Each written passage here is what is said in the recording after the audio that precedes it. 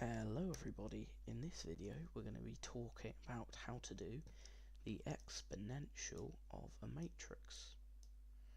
Okay, so recall that the power series for e to the a in this instance is written as the sum as n goes from 0 to infinity, and it's a to the n